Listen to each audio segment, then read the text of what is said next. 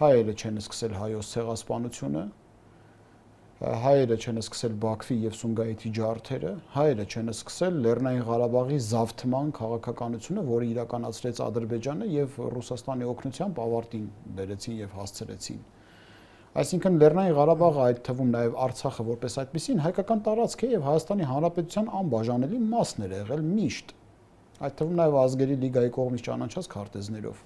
Խորհրդային միության ժամանակ ապօրինություններ տեղի ունեցան, որի հարացույցը շարունակվեց մինչև այսօր եւ որը փորձում են օրինականացնել թուրքերը, հնդածս։ Հիմա